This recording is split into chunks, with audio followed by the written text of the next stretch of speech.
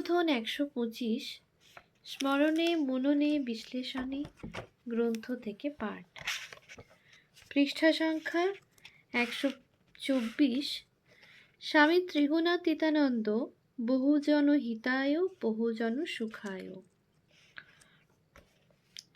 এই ঘটনা সকলের মতো সারদার অন্তরেও গভীর রেখাপাত করল। ঠাকুর তাঁদের অন্তরে ত্যাগী করে রেখেছিলেন। সন্ন্যাসী তাঁরা হতেনি, কিন্তু আটপুরের ঘটনা তাঁদের ত্যাগব্রতের সংকল্পকে দৃঢ়তর করে তুলল। আটপুর থেকে ফিরে অচিরেই সারদা চিরতরে গৃহত্যাগ করে বরানগর মঠে চলে এলেন। এর কিছুদিন পরে 1887 জানুয়ারি মাসে তৃতীয় সপ্তাহে নরেন্দ্রনাথ সহ শ্রীরামকৃষ্ণের 10 জন সন্তান বিরজা হোম করে আনুষ্ঠানিকভাবে সন্ন্যাস নিলেন। তাঁরা হলেন শঙ্করাচার্য প্রবর্তিত 10 নামী সন্ন্যাসী সম্প্রদায়ের পুরী সম্প্রদায়ভুক্ত সন্ন্যাসী। নরেন্দ্রনাথই সবাইকে সন্ন্যাস নাম দিলেন। সারদা প্রসন্নের নাম দিলেন স্বামী ত্রিগুণাতীতানন্দ। পরে 1896 17 জানুয়ারি স্বামীজি আবার এই নাম নিয়ে কৌতুক করে তাঁকে লিখেছিলেন, তোর নামটা একটু ছোটোখাটো কর দেখি বাবা। কি নাম রে বাপ, একখানা বই হয়ে যায় এক নামের গুঁতোয়। নামটা একটু সরল করলে ভালো হয় নাকি? তারপরেই লিখেছেন, এখন বোধ হয় আর হবে না, ঢাক বেজে গেছে। অর্থাৎ সবাই ওই নামটি এখন জেনে গিয়েছে, আর কি ছোট করা যাবে? কিন্তু স্বামীজির অভিপ্রায় জেনে সারদা প্রসন্ন তখন থেকেই নিজেকে ত্রিগুণাতীত নামে অভিহিত করতে থাকেন এবং পাশ্চাত্যে সর্বদাই তিনি স্বামী ত্রিগুণাতীত নামেই অভিহিত হয়েছেন।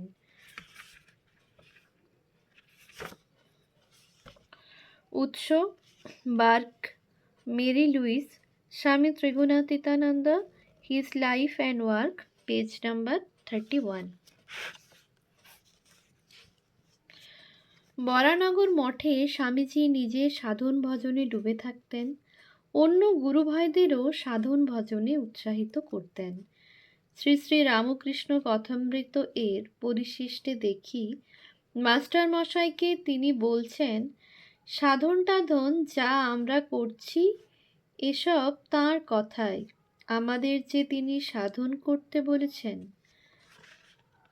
উৎস অখণ্ড শ্রী শ্রী রামকৃষ্ণ কথামৃত, পৃষ্ঠা 1140। সারদাও সেখানে সাধন ভজনে ডুবে গেলেন। স্বামীজি তখন প্রায়ই ভগবান লাভ হলো না বলে আক্ষেপ করেন আর বলেন প্রায়োপবসন করবেন। এইসব শুনে ত্রিগুণাতীত মহারাজের মনে আগুন জ্বলল। তিনি হঠাৎ নিরুদ্দেশ হলেন। স্বামীজি তখন কলকাতায় নিজের বাড়িতে থাকতেন। নিকট আত্মীয়রা যে মামলা করেছেন তার ব্যবস্থা করতে, কিন্তু তা সত্ত্বেও মঠে এসে রোজ তিনি গুরুভাইদের খোঁজ খবর করতেন। সেদিন মঠে এসে তিনি দেখলেন যে সারদা তাঁর জন্য একটি পত্র রেখে নিরুদ্দেশ হয়েছেন। পত্রে লিখেছেন, আমি হেঁটে বৃন্দাবনে চললুম, এখানে থাকা আমার পক্ষে বিপদ, এখানে ভাবের পরিবর্তন হচ্ছে। উৎস গম্ভীরানন্দ স্বামী, শ্রী রামকৃষ্ণ ভক্ত মালিকা, পৃষ্ঠা 351। ঠাকুর তাঁর ত্যাগী সন্তানদের ভার নরেন্দ্রনাথের উপর দিয়ে গেছেন। তাই সারদা মঠ ছেড়ে চলে যাওয়ায় নরেন্দ্রনাথ খুব চিন্তিত হলেন, কিন্তু সারদা সেবার বৃন্দাবন যেতে পারেননি। মঠ ত্যাগ করে তিনি সোজা যান দক্ষিণেশ্বরে। সেখানে এক রাত্রি কাটিয়ে চলে আসেন কোন্নগরে। সেখানে একদিন থেকে তিনি বৃন্দাবনে যাওয়ার রেল ভাড়া সংগ্রহের চেষ্টা করেন। তাতে অসফল হওয়ায় তিনি আবার বরানগর মঠে গুরুভাইদের মধ্যে ফিরে আসেন। তিনি ফিরে আসতেই স্বামী ব্রহ্মানন্দ তাঁকে বলেন, কোথায় ছুটে ছুটে বেরিয়ে যাস? এখানে সাধু সঙ্গ এ ছেড়ে যেতে আছে? আর নরেনের মতো লোকের সঙ্গ এ ছেড়ে যাবি কোথায়? উৎস: শ্রী শ্রী রামকৃষ্ণ কথামৃত, অখণ্ড, পৃষ্ঠা 1153। নরেনের মতো লোকের সঙ্গের মহিমা সারদাও বুঝতেন এবং এই ডাকাবুকো স্বভাবের সুস্বাস্থ্যের অধিকারী সরল সাদাসিধে গুরুভাইটিকে নরেন্দ্রনাথও খুব স্নেহ করতেন। বরানগর মঠে আমরা দেখি তিনি সরলভাবে নরেন্দ্রনাথের সঙ্গে ধর্ম প্রসঙ্গ করছেন। প্রসন্ন অর্থাৎ সারদা প্রসন্ন: দয়া আছে কেমন করে জানব? নরেন্দ্র: যত্তে দক্ষিণাম মুখম, বেদে বলেছে। তিনি অর্থাৎ ঠাকুর তো বলতেন বিশ্বাসী সার, তিনি তো কাছেই রয়েছেন, বিশ্বাস করলেই হয়। এই বলে নরেন্দ্র গান ধরেন, মোকো কাহা ঢুঁড়ো, বন্দে मैं তো তেরে পাস মে। প্রসন্ন: তুমি কখনো বলো ভগবান নাই, আবার এখন ওই সব কথা বলছো। তোমার কথার ঠিক নাই, তুমি প্রায় মত বদলাও। সকলের হাস্য। নরেন্দ্র: এ কথা আর কখনো বদলাবো না। যতক্ষণ কামনা বাসনা, ততক্ষণ ঈশ্বরে অবিশ্বাস। ওই দিনই নরেন্দ্রনাথ তাকে বলেন, পড়ে থাক, তার শরণাগত হয়ে পড়ে থাক। ঈশ্বর দয়ার সিন্ধু, তাঁর শরণাগত হয়ে থাক, তিনি কৃপা করবেন। তাকে প্রার্থনা কর, ইয়াত্তে দক্ষিণাং মুখং তেন মাং পাহি নিত্যম। প্রসন্ন: কি করে সাধন করা যায়? নরেন্দ্র: শুধু তাঁর নাম কর, ঠাকুরের গান মনে নাই? এই বলে নরেন্দ্র গান ধরেন, নামেরই ভরসা কেবল শ্যামাগো তোমার। উৎস: শ্রী শ্রী রামকৃষ্ণ কথামৃত, অখণ্ড, পৃষ্ঠা 1155 1156। নরেন্দ্রনাথের এই রকম সাধন নির্দেশের জন্যই হোক বা অন্য কোনো কারণেই হোক, সারদা প্রসন্ন একদিন বরানগরে একটি ছোট ঘরে দরজা বন্ধ করে অবিরাম জপ করতে লাগলেন। তার সংকল্প, যতক্ষণ না ঈশ্বরের দর্শন পাই ততক্ষণ জপ বন্ধ করব না। আহার নিদ্রাও ভুলে গেলেন তিনি। অন্য সকলে তখন অনেক অনুরোধ করলেন যাতে সামান্য কিছু অন্তত খেয়ে নেন। অবশেষে তিনি বললেন, মহাপুরুষ শিবানন্দজি যদি আহারের সময় তাকে স্পর্শ করে থাকেন তবে তা জপেরই সমান হবে এবং সেইভাবে তিনি অন্ন গ্রহণ করবেন। তাই করা হলো। মহাপুরুষ মহারাজ তাকে ধরে ঘর থেকে নিয়ে এসে খাওয়ার আসনে বসালেন, স্পর্শ করে রইলেন তাকে। আর সারদা মহারাজ কোনো রকমে 5-6 গ্রাস ভাত মুখে দিয়ে ছুটে গিয়ে আবার জপে বসলেন। উৎস: গম্ভীরানন্দ স্বামী, শ্রী শ্রী রামকৃষ্ণ ভক্তমালিকা, পৃষ্ঠা 354-55। লোকেশ্বরানন্দ স্বামী তব কথামৃতম, আনন্দ পাবলিশার্স প্রাইভেট লিমিটেড, কলকাতা, 1412, পৃষ্ঠা 368। সারদা মহারাজ সেদিনের জপ সাধনার কি পরিণতি হয়েছিল তা আমরা জানি না, কারণ তিনি বা তার অন্য গুরুভাইয়েরা এ সম্পর্কে কিছু বলেননি। তবে যিনি ভগবান লাভের সংকল্প করে আসন গ্রহণ করেছিলেন, তিনি কোনো কিছু সুস্পষ্টভাবে লাভ না করে আসন ছেড়েছিলেন, এ তাঁর চারিত্রিক বৈশিষ্ট্যের সঙ্গে যায় না। জীবনে যা করবেন মনে করেছেন, স্বামী ত্রিগুণাতীতানন্দজি তা বাস্তবায়িত করেছেন। মৃত্যু ভয়ও তাতে বাধা হতে পারেনি। হিমালয়ের দুর্গম স্থানগুলিতে তার প্রাণ বিপন্ন করে তীর্থযাত্রার কথাগুলি মনে পড়ে। সকলের নিষেধ অমান্য করে যথোপযুক্ত শীতবস্ত্র ছাড়াই তিনি তিব্বত ভ্রমণে বেরিয়েছিলেন। এই যাত্রার রোমহর্ষক কাহিনী তিনি কয়েকটি কিস্তিতে ইংরেজিতে ইন্ডিয়ান মিরর এ লিখেছিলেন। ভ্রমণ কাহিনীটি অসমাপ্ত। যেখানে সেটি শেষ হয়েছে সেখানে দেখা যায় সামনে উঁচু এক পাহাড়। মানস সরোবর ও কৈলাসে পৌঁছতে গেলে সেটিকে অতিক্রম করতেই হবে।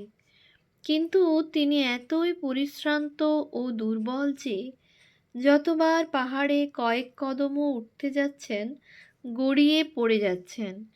সঙ্গীরা কিছুক্ষণ তাকে সাহায্য করলেন, অপেক্ষা করলেন, তারপর তাকে ভাগ্যের হাতে ছেড়ে দিয়ে পাহাড়ে অদৃশ্য হয়ে গেলেন।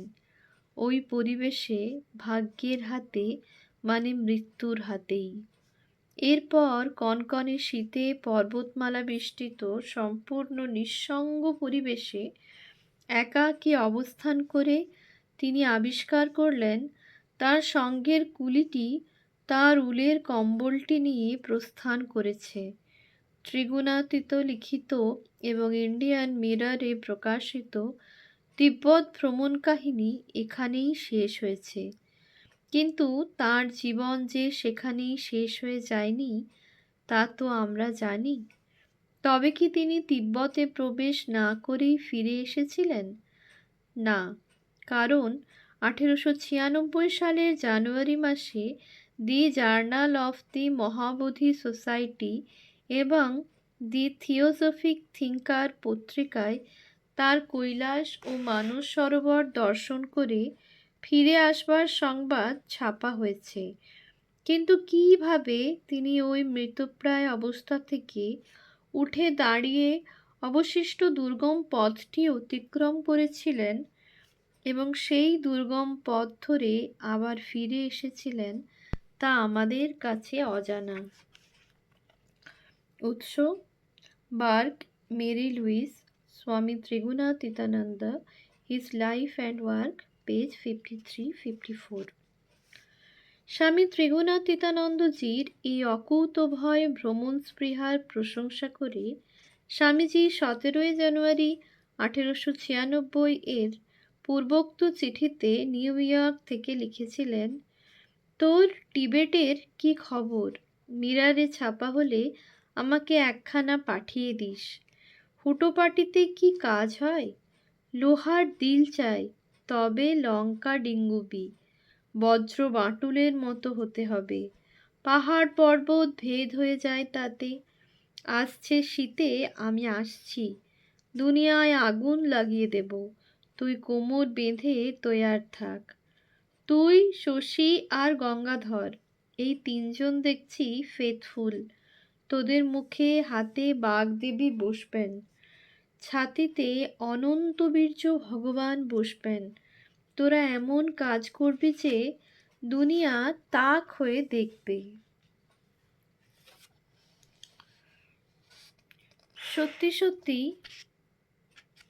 শশী, গঙ্গাধর ও সারদা এই তিনজনই স্বামীজির ভারত প্রত্যাবর্তনের অব্যবহিত পরেই মহাকর্মে নিযুক্ত হয়েছিলেন।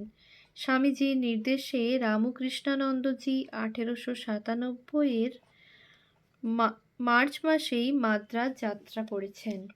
ওই মার্চেই অখণ্ডানন্দজি ঘুরতে ঘুরতে উপস্থিত হয়েছিলেন মুর্শিদাবাদের মহুলা জেলায় এবং দুর্ভিক্ষ ও মহামারীগ্রস্ত গ্রামটিতে তার হাত দিয়ে সেবা কার্য শুরু হয়েছিল 15 মে 1897, যেটি পক্ষকাল পূর্বে প্রতিষ্ঠিত রামকৃষ্ণ মিশনের প্রথম সাংগঠনিক সেবা কার্য। আমরা জানি উপরোক্ত দুই পার্ষদই কালক্রমে ওই দুই জায়গায় ইতিহাস রচনা করেছেন।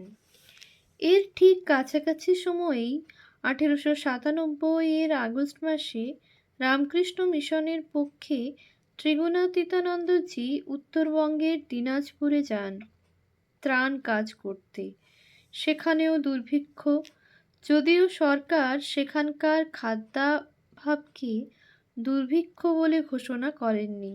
সেখানে বিরল গ্রামকে কেন্দ্র করে কাজ শুরু করেন তিনি। 4 মাসের মতো কাজ করেন তিনি এবং সর্বমোট 84টি গ্রামের সেবা কাজ করেন। প্রথম প্রথম সেখানে 5 থেকে 8 টাকা মণ দরে চাল কিনে সেবা করেছেন, যা তখনকার দিনের হিসাবে যথেষ্ট বেশি দাম। পরে তার অক্লান্ত নিঃস্বার্থ সেবা কাজে মুগ্ধ হয়ে সরকার তাকে অনেক কম দামে চাল কেনার সুযোগ করে দিয়েছিলেন। নিখুঁতভাবে তিনি এই সেবা কাজটি পরিচালনা করেছিলেন। অধিকাংশ কাজ নিজেই করতেন, গ্রামগুলির ঘরে ঘরে গিয়ে সন্ধান নিয়ে তবে প্রয়োজন মতো খাদ্যবস্তু সরবরাহ করতেন। রাত্রে বিরল গ্রামের সেবাঘরটিতে চালের বস্তার উপর শুয়ে ঘুমোতেন, পাছে কেউ ত্রাণের চাল চুরি করে নিয়ে যায়। নভেম্বরের শেষে ত্রাণ কার্য সমাপ্ত হলে তাঁর সেবা কাজে মুগ্ধ স্থানীয় অধিবাসীরা তার জন্য এক বিরাট সংবর্ধনার আয়োজন করেন।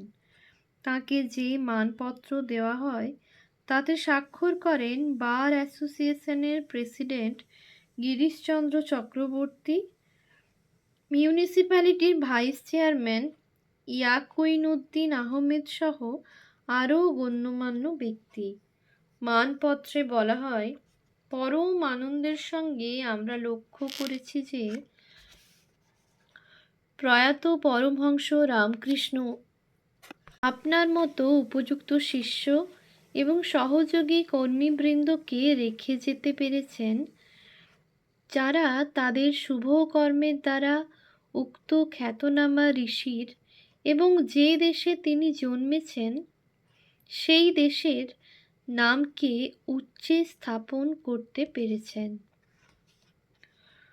উৎস উদ্বোধন মাঘ 1404, পৃষ্ঠা 28। ওম শান্তি শান্তি শান্তি। হরি ওম তৎসৎ। শ্রীরামকৃষ্ণার্পণমস্তু।